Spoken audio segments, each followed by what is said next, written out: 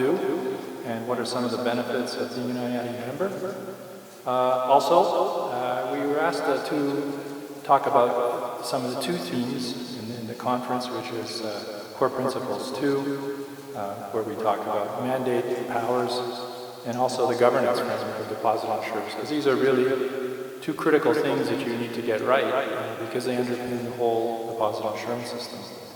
And then we'll end with just a selection of some of the sort of key trends and developments in deposit insurance and some of the emerging issues that we face as insurers. These are also issues that the financial systems face. So it's always good to end a lecture with a bit of discussion about the future. Okay, maybe we'll move to that very first question. Clicker.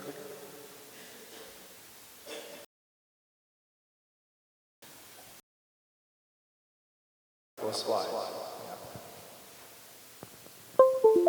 Okay, next one. Okay. People have spoken about this throughout the day. Deposit insurance, what is it? It's a system established to protect depositors against the loss of their insured deposits. It's a very academic type of a description, but basically we protect insured depositors funds in the event of a bank failure. There are a number of advantages. The very first one is financial consumer protection. The idea in deposit insurance is we don't want to protect all depositors, but we want to protect the depositors that are less sophisticated, retail depositors, smaller scale depositors, people who don't have access to a lot of information about banks or maybe the time or ability to assess it. But the idea in deposit insurance is we want to leave exposed to market discipline the big depositors, those people that have the education, the background, or can pay people to look after their risks. So the focus is narrow, but important, because the vast majority of depositors are what we would call unsophisticated or less sophisticated depositors. Confidence and stability. Depositors are far less likely to run if they know their banks are insured and they are insured in the event of a failure. Whenever there is a bank problem, there will always be some outflow of deposits, but if you can keep the core retail deposits within the bank, that is a really significant factor in working towards a good resolution. As I said earlier, deposit insurance allows for the orderly resolution of a bank. In countries that don't have deposit insurance, you're faced with a very difficult dilemma when there's a bank failure. What do you do? If you let the bank fail, then you're going to have major repercussions on confidence and stability, possibly contagion in the system. But if you don't have a deposit insurance system, it forces you into a world where you're thinking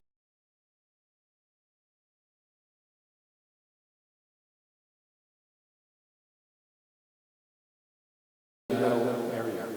And in deposit insurance systems where you have a multitude of resolution powers, mergers, acquisition, and financial assistance, that gives you even more leeway in the system. The fourth is greater certainty. Again, people talk about countries that have deposit insurance or they don't have deposit insurance. We've always sort of looked at it, everybody has deposit insurance. It's either explicit, and everybody knows the rules, or it's implicit, because very few countries allow depositors to incur major losses. They bail them out. So one of the arguments for deposit insurance we make is that having a clear system where you limit the coverage, you limit the guarantee, is far better than having uncertainty and ambiguity, particularly amongst depositors. It builds confidence in the system, and it allows the authorities to close banks, to impose losses on some classes of creditors, but still keep the system stable. So those are sort of the key advantages of a deposit insurance system. The next slide. Here we talk about the limitations of deposit. Oh, sorry, one slide back.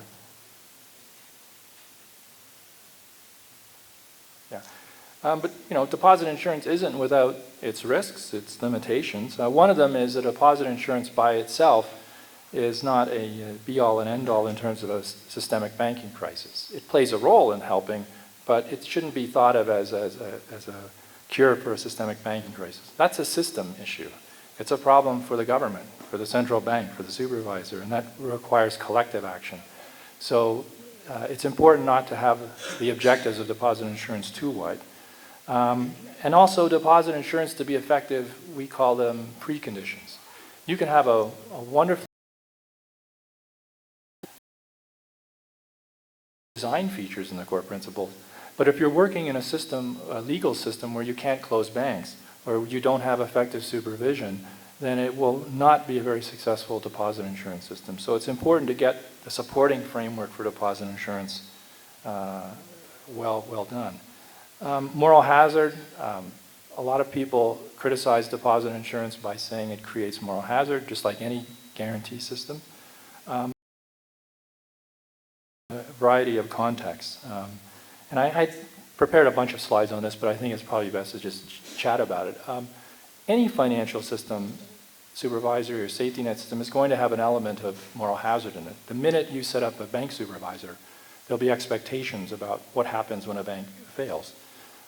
So moral hazard is something that's throughout a financial system, but there's ways you can deal with it. Maybe advance 2 slides, please. Yeah, over that one. Yeah, next slide. Yeah. And one of the areas of ways that you can deal with moral hazard is by having a well-designed supervisory system and elements of a deposit insurance system. By I say supervisory system, a system that's designed for good supervision and regulation of banks, a good accounting and transparency system and a legal framework, but also elements of deposit insurance in the design features. Deposit insurers that have effective coverage. Deposit insurers that have a good pricing mechanism. These are all ways that you can mitigate these issues of moral hazard. And I think when you look at the design features of the Uganda system, you see many of them planned. Dealing with this moral hazard problem. So with that said, I think we've demonstrated there are many benefits of deposit insurance.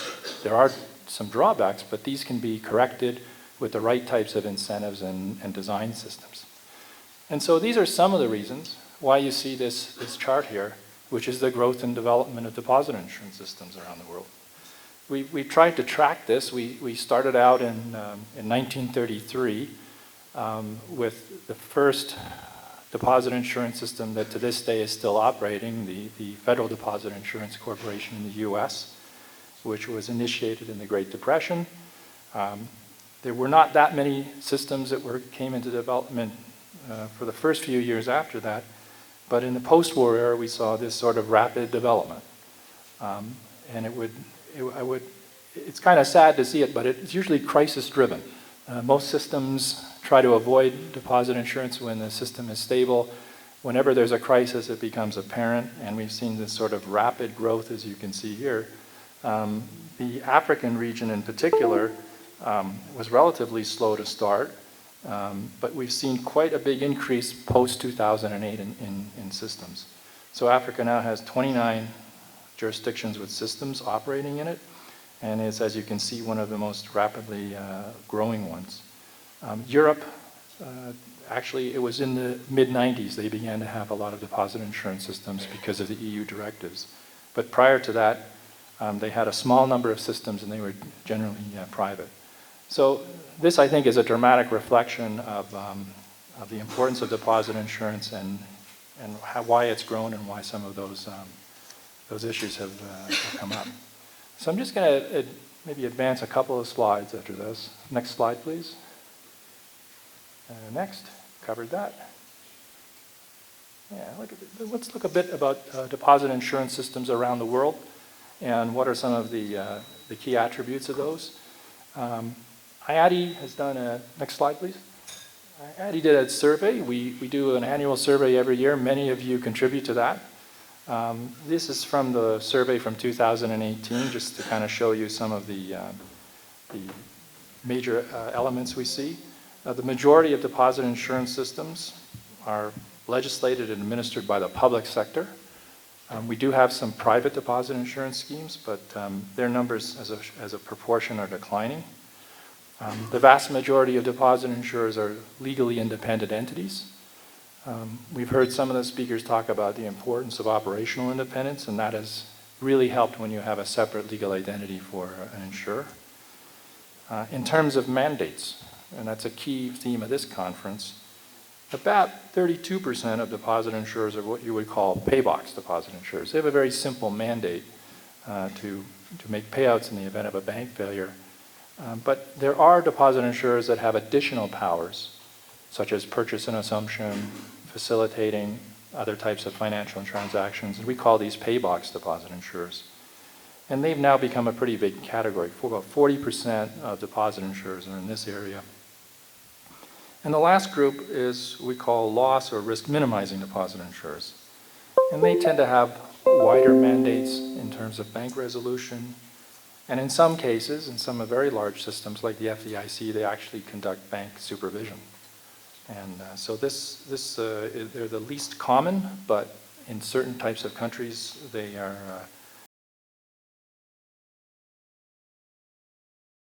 insurance. Illustrates some. The biggest has been this movement from paybox systems to paybox plus deposit insurance systems. A lot of that actually was initiated in the last financial crisis because authorities found it was useful to have a deposit insurer, if they were already good at doing a payout, to also help them do other types of transactions. Typically in a bank failure, you try to avoid closing the bank and doing a payout if you can. A purchase and assumption, if you can find an acquirer, is often a better solution. It is often, not always, but a lower cost and less disruptive to the system. So these have been the fastest growing area. But we've also seen a gradual increase in the roles for loss and risk minimizers. And interesting enough, in some systems in the world, they've given the deposit insurer responsibilities for systemic bank resolution, such as in countries like the US, Canada, Mexico, and I think in the Africa region, Kenya and Nigeria have a major role in systemic bank resolution. So again, deposit insurance mandates, they develop and they evolve over time, and I think this illustrates it.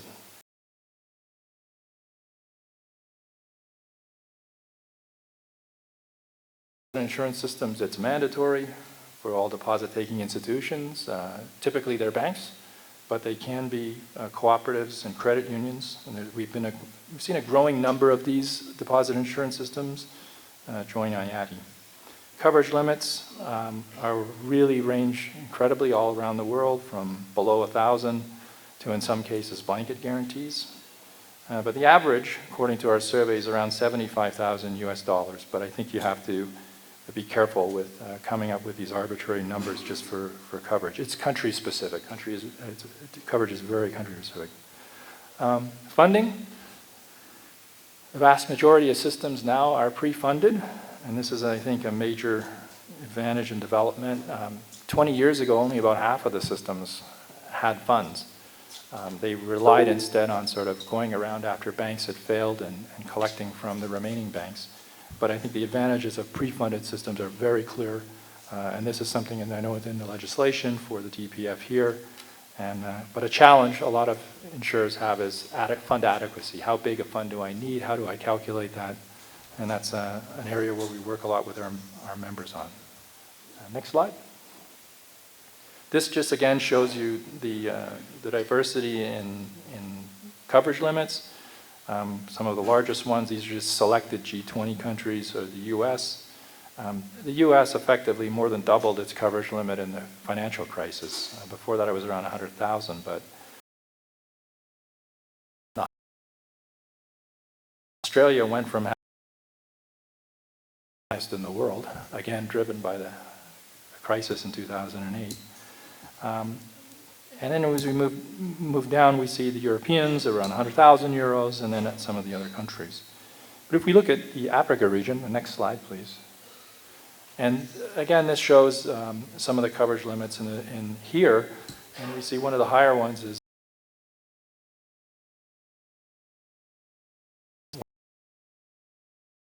we've seen just with this recent developments in Uganda with raising the coverage limit that Uganda is now one of the jurisdictions with a higher coverage rate.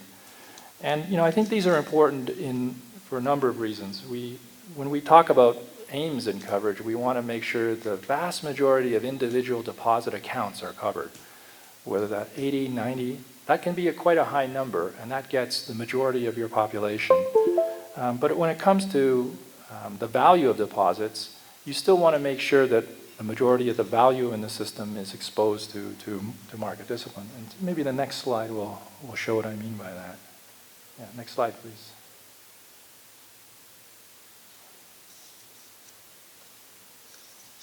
Yeah, and this shows that, you know, in the ARC, for instance, when we looked at all the countries, the proportion of depositors covered was very, very high, over 90%. But the value was relatively low, below 10%. And what, of course, this shows you is that most people have relatively small deposits. And the big deposits are corporate deposits, very wealthy individuals. And what that, I think, I try to use this illustrates that here's a way where you protect most of the people, but you still have market discipline in your system. They are exposed to loss. And that is where you get most of the market discipline, and the policing for moral hazard comes from that area. So these are, I think, some of the more graphic illustration of that. When you look at the totals around the world, you see it's a bit different. And this is, you get a lot of the developing countries in there. But even in the developing countries, a country like Canada or the US, you still have the majority of the depositors who are exposed. And also in the more highly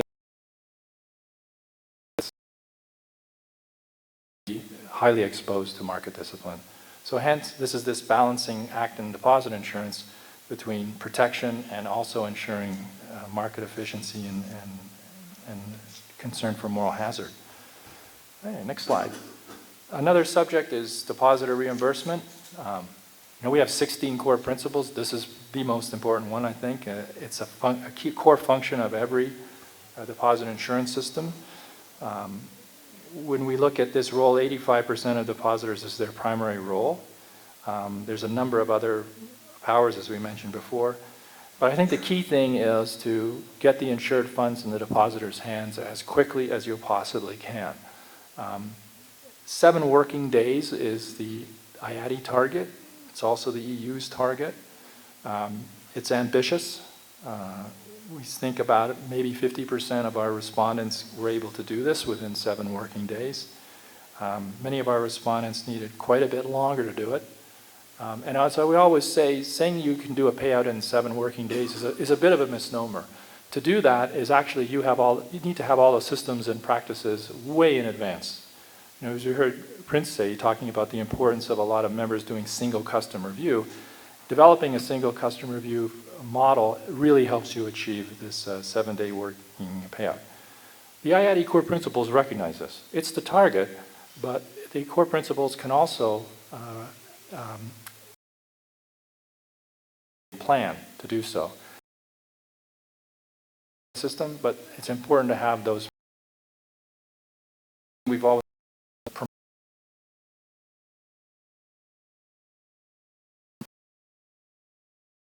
systems and practices and getting that critical information to do so.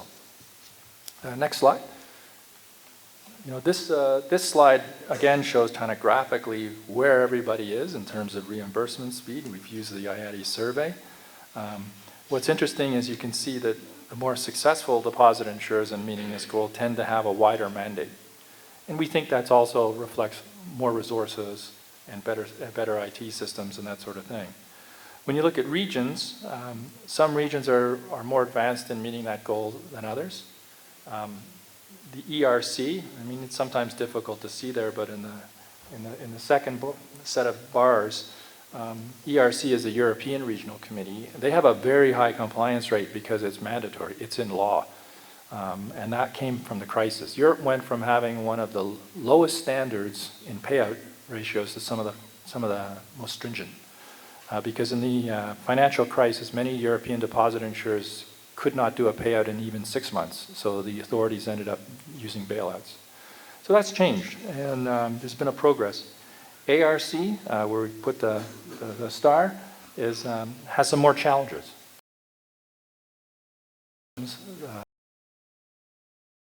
Not as advanced as in other areas, but it's been moving up. been moving up, and so these are encouraging signs. Okay, next slide, please. I'm going to talk a little bit about IATI. Next slide, please. Okay, and IATI's been here since 2002. We were established in Basel with 25 founding members. We now have 91 members, 8 associates, 14 partners. We have a pretty simple goal: contribute to the enhancement of deposit insurance system effectiveness by promoting guidance and international cooperation. But I like to think it's a little even simpler than that. We want to promote more effective deposit insurance systems. We want to promote and encourage our members to better protect their depositors and better contribute to financial stability. And we do that in a number of ways. The core principles are a key area. And as I mentioned before, they were introduced in 2009 and revised in 2014. But we also do things like research and guidance. We have core principles, research and guidance committees, a research unit in the Secretariat, and we produced since 2002, about 35 research and guidance papers on a wide variety of areas. Our members participate in developing that guidance. We also undertake biennial research conferences and the annual survey. So those are sort of key areas on the guidance side. Training and capacity building is another area. I'll talk a little bit more about that in some of the other slides. But the regions are critical for our training. We have assistance workshops because the regions have told us some of their needs are different than other regions. So we try to highlight a particular area where a region's having challenges, and we use that as our technical assistance workshop area. Next slide. Okay. This shows the growth and development in IATI membership. It, again, sometimes mirrors that other chart you saw about the global area. Shocks and crises tend to drive membership. We had a big jump in 2007 and 2008, but we're moving up very quickly, I think, to our goal, which is to try to have every deposit insurance system in the world as a member. Next slide. Okay. This is the global map.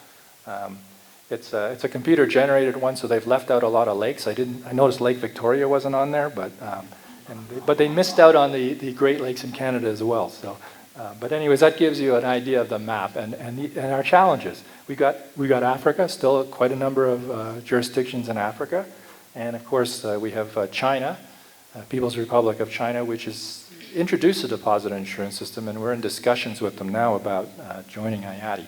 But we like this map. It keeps getting more and more blue.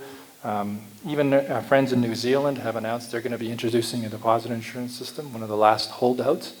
And so we look forward to working with them as IATI members in some capacity. Next slide. In terms of goals, objectives, we have 3 that we're working towards in our current strategic plan. One is to promote our core principles and compliance. The other is advancing deposit insurance research and policy development. And a third is providing members with technical support to modernize and upgrade their systems. Next slide. Okay. Core principle compliance. I've talked about a lot of these things, and I must apologize. I tend to have wordy slides, but these are so you can take them home and read them at your leisure. I won't go into all of these things. But we're doing a number of things to try to enhance our compliance of our members. We're trying to develop a system where we can, they're called self-assessment technical assistance programs and SATEPs. And so anyone who is a member of IATI is eligible for a SATEP. They're really, I think, a critical area that we've been working with in our members. What that implies is that you would have a group of IATI experts who would visit your country and help you do a self-assessment. And they would help guide you through that process to find out your strengths and your weaknesses as a system and where you can improve. And we've been doing a lot of these. We have about 8 of them that have been done or underway right now. And a lot of countries find them helpful just prior to an FSAP or an IMF or World Bank technical assistance project. this helps them understand their own system better, so that when teams from the IMF or World Bank come, they're in a better position to work with the fund and the bank in terms of areas where they need technical assistance or they want to improve as part of an FSAP. I think another way that we're trying to improve is to work with other international associations. I think they've advanced one of my slides, but other association is BIS, IMF, World Bank, FSB. Particularly in the BIS and FSB have helped us out quite a bit. Okay. Other areas are research. On the research side, I just want to emphasize again the importance of our IATI survey. We now go back to 2008 with data on deposit insurance systems, and it's been an important area for us to track progress on the research side. But we've also been trying to build a better capacity to do research. Most recently, we have introduced papers in areas such as the role of deposit insurers in contingency planning and system-wide crisis management. We have just, in the last year, introduced papers on target funding. We're working now on a special paper on differential premium systems. That's headed by the FDIC. We're looking at best practices in risk pricing for deposit insurance, and also looking at ways that we can help deposit insurers undertake better risk management and internal controls. So that's quite a bit of work the association's doing in that area, and we're looking in the future to expand our research capacity with more resources to commission from academics papers on deposit insurance. Next slide. Okay, technical assistance. A key area is with our regions are what we call technical assistance workshops, and to help our members. Since 2017, we've conducted a lot of technical assistance workshops. We've done assistance involving over 600 people in the workshops, and we have more planned, particularly in areas like Africa over the next year. We have some things coming up in Ghana, so I would encourage you to think about that and sign up for that. And also, I think we've also developed a new knowledge management system. I would say every year IATI is involved with running at least 12 conferences or workshops. We now collect all the information and presentations from our workshops, including the one we have here, and we put them on our database. And that is accessible to members. So any conference, any function anywhere in the world, all the information now is collected for members, and they can use those. Okay, next slide. Julia said in the presentation, let's talk about member benefits and why you want to join IATI. These are, I think, what are the major benefits of being part of IATI. I think number one is IATI is more than just an association, it's a standard setter. The core principles are an international standard. We're based in Basel. Right next to us are the Basel Committee, the Financial Stability Board, the International Association of Insurance. All the standard setters are there. And we work very, very closely with them because the BIS tries to develop a coherent system of standards. And that's important because as members, you can play a role in crafting those standards and deciding how to meet them. And you can sit at the table in designing them. And that's, I think, a really critical advantage of being a standard setter for IATI. We also see ourselves as a really great way to share expertise and information on deposit insurance through events like these, conferences, training.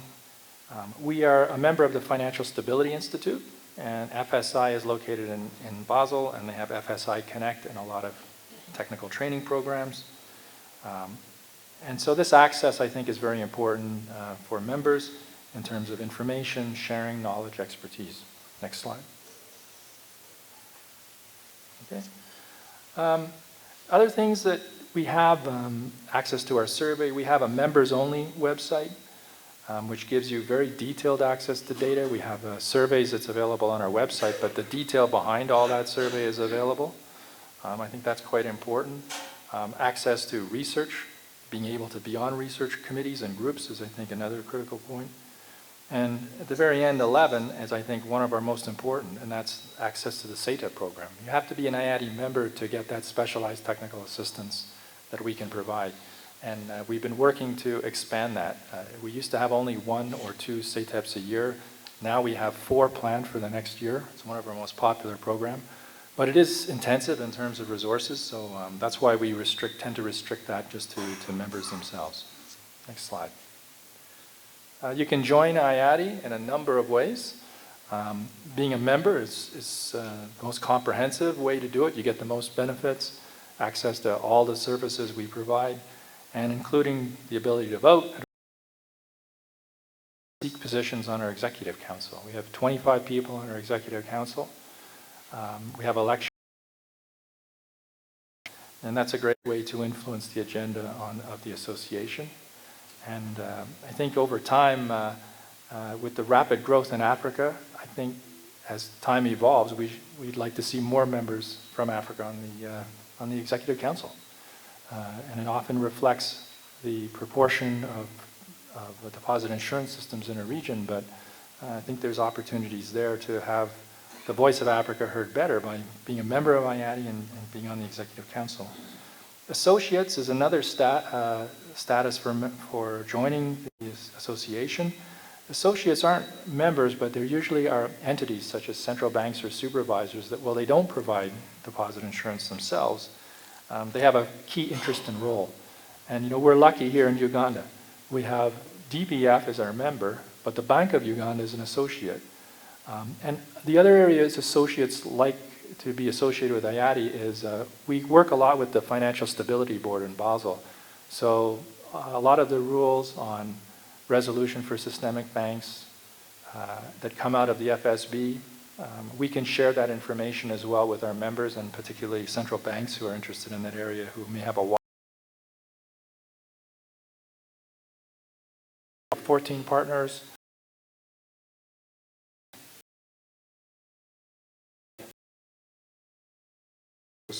So we like to think of this as almost a community of members, associates, and partners.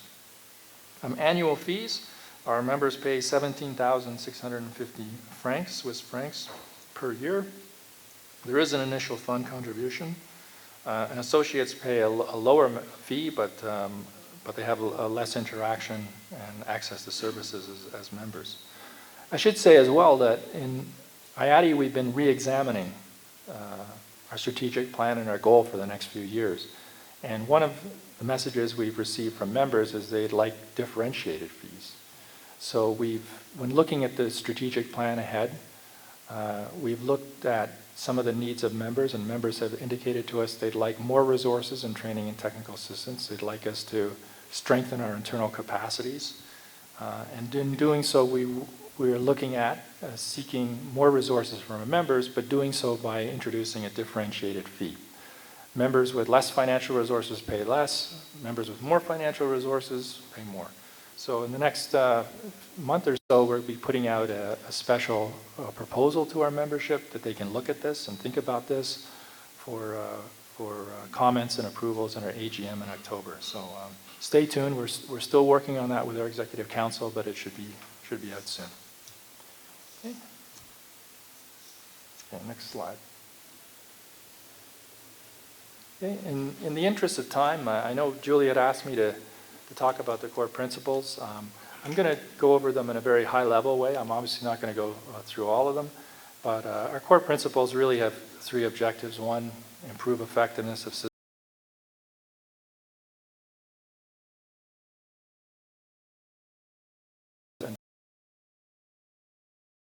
A moral hazard. Next slide. Okay. This sort of shows you the 16 core principles we have and all the various areas. In this conference, we're going to be concentrating on 2 and 3, mandate, powers, and governance, because they're what we call foundational core principles. But we look at core principles in all these various areas.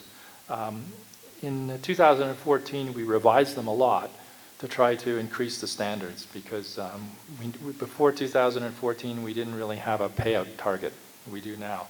And we didn't have a requirement for financial systems to have all the necessary resolution tools, but that's been sort of incorporated into them. I was asked to focus, sorry, next slide please, on a couple of them, CP2, mandate and powers.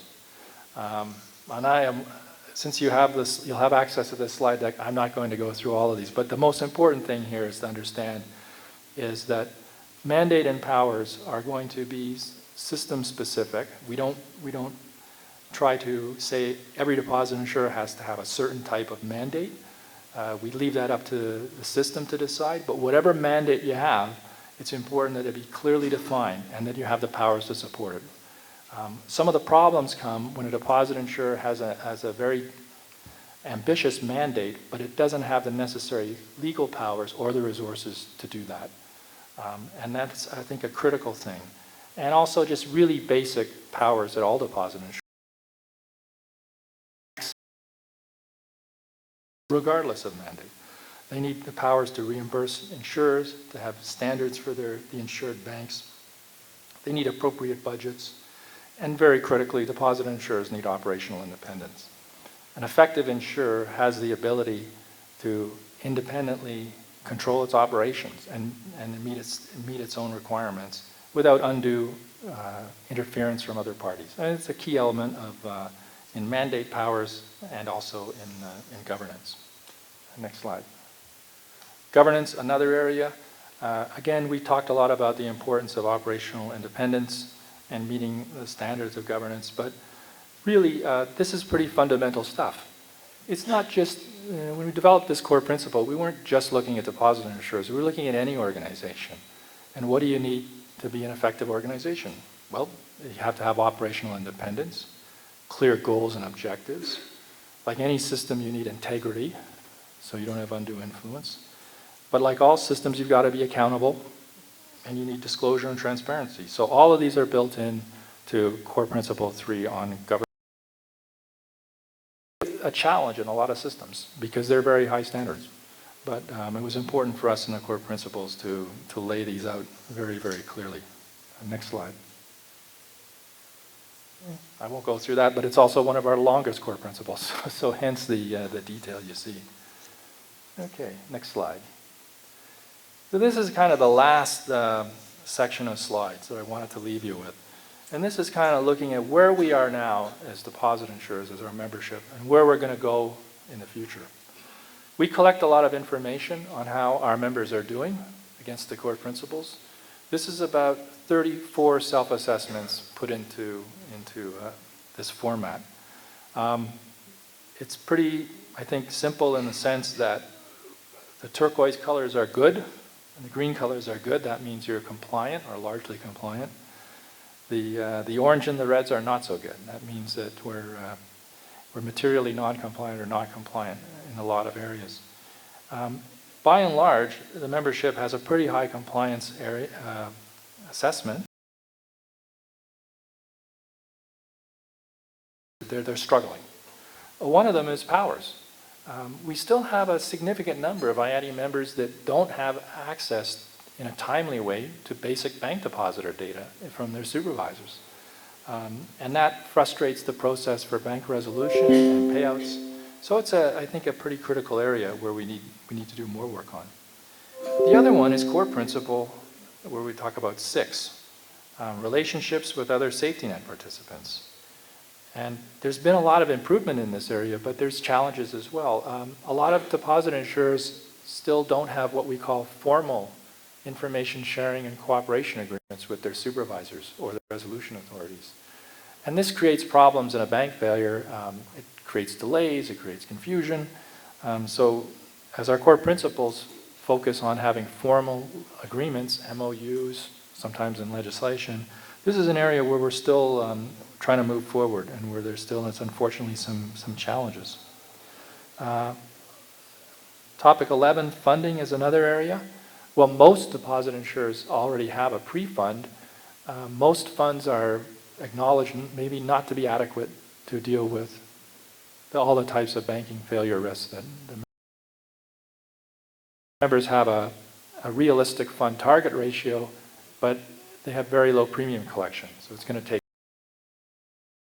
I think, a key area. And it's also a key area for credibility in systems. And finally, the resolution side.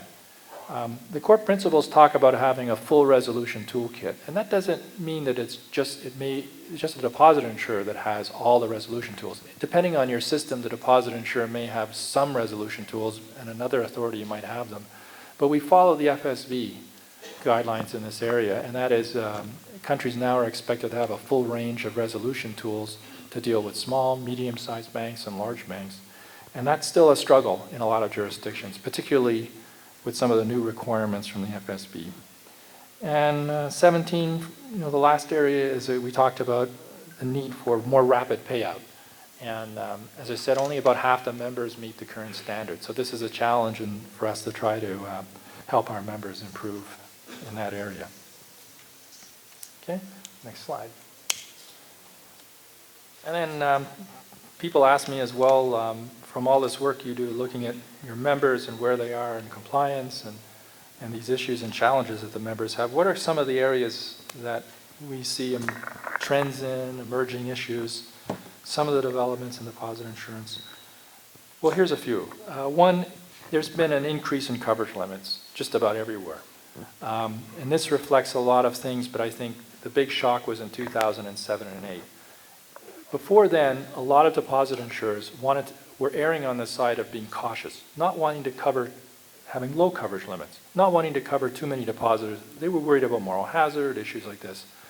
But then when a shock came to the system, if you're not covering the majority of individual depositors, then that creates runs, it creates stability issues. So now, in most deposit insurance systems, they're trying to err on the side of, if we're going to have maybe having too much coverage is better than having not enough. There's no use in having a deposit insurance system if you don't cover enough people and you have runs. So if people are concerned about coverage limits being too high, there's ways to correct that.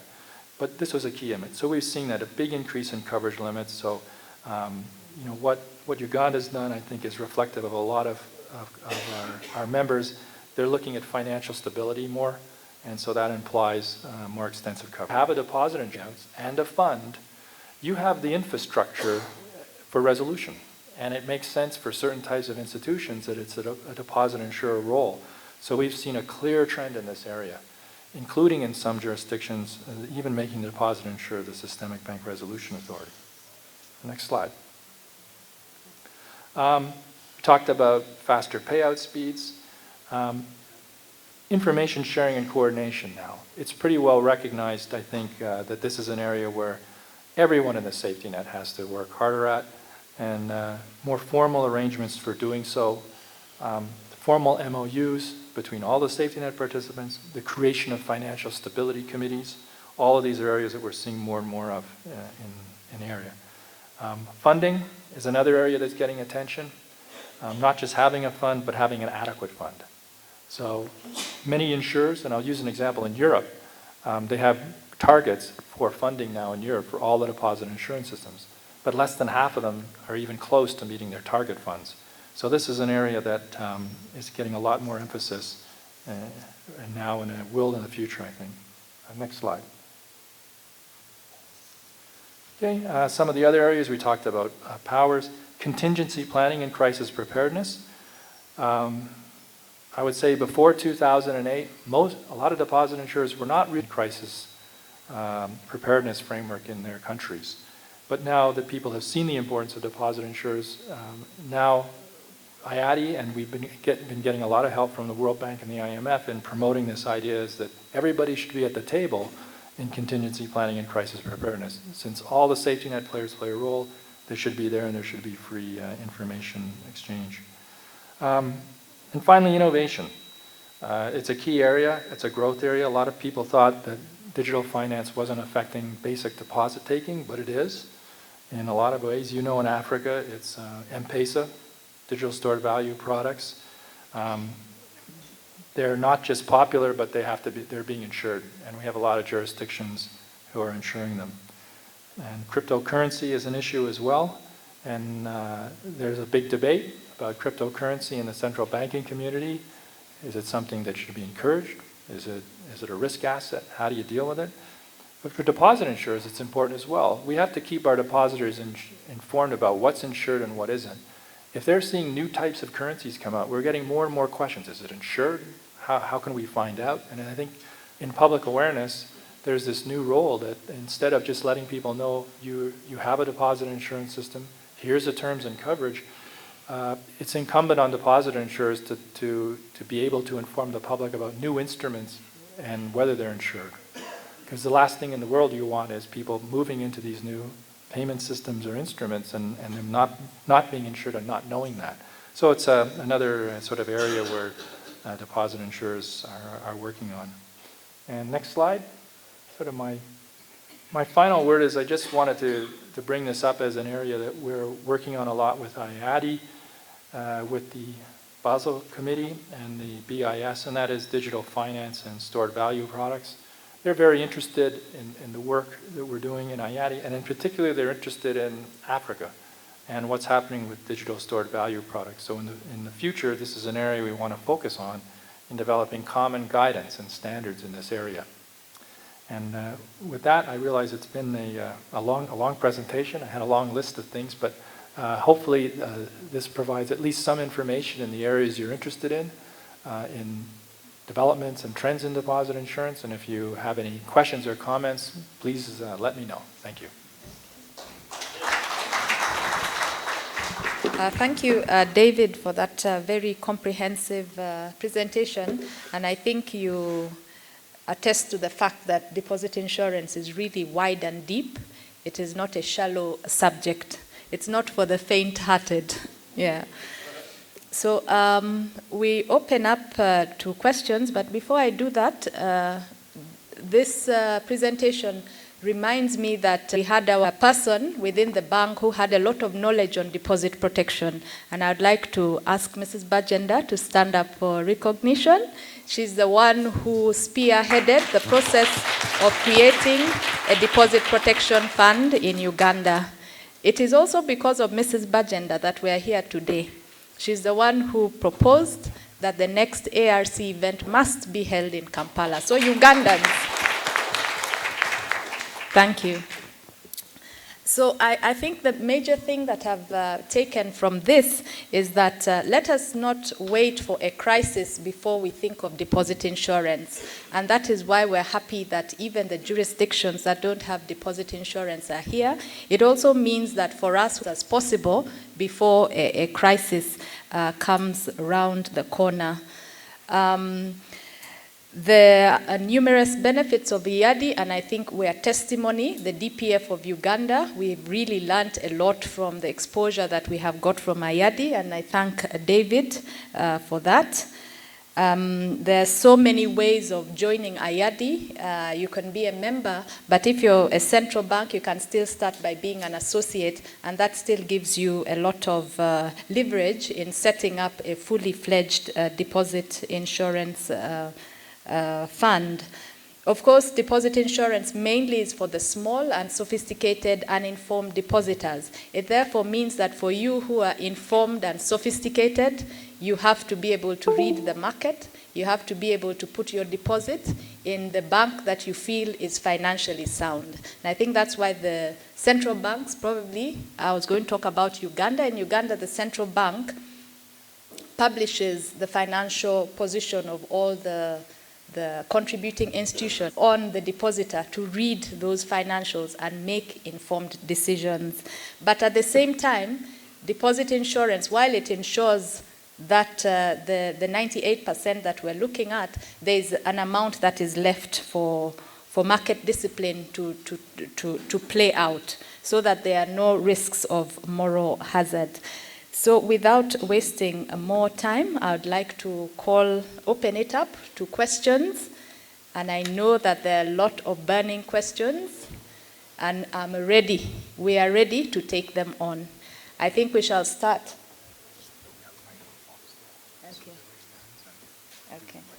Okay, Felix is telling me that we have microphones dotted all over the hall, so please don't fear to put up your hand. We have like 30 minutes to handle questions and for David to answer. So I'll start with the first 3 questions. And I'd really like if we have a balance of ladies and gentlemen because we are promoting gender equality. So let me open it up. First question. Okay, Mr. Barra will ask the first question. So now you'll have instead balance of gender from gentlemen to ladies. Thank you very much. David, this has been very informative. And we get educated each time we hear from IADI.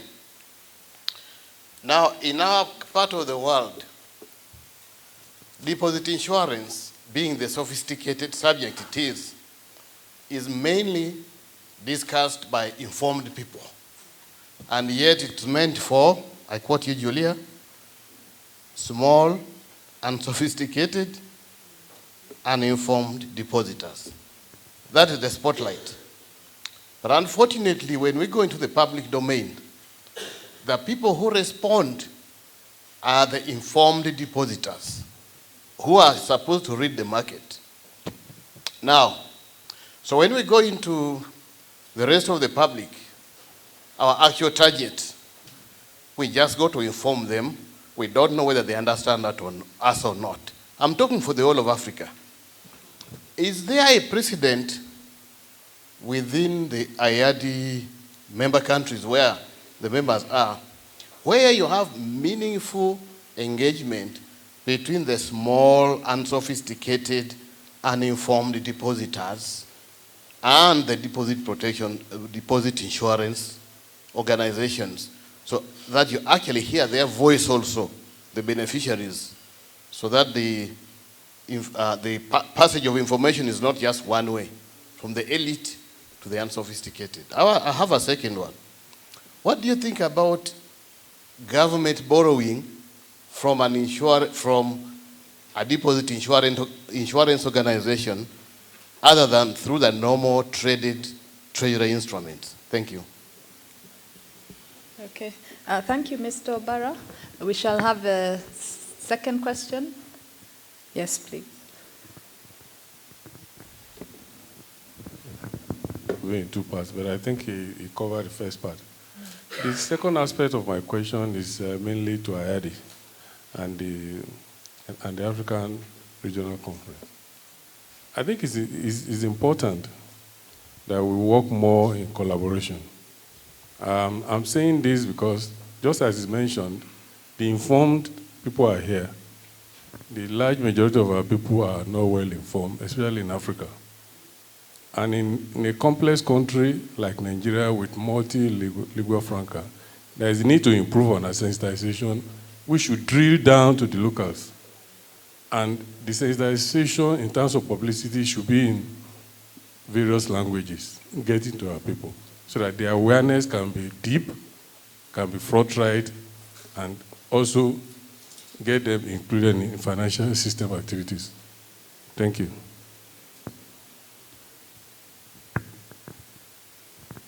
Okay, the third, there's a lady there.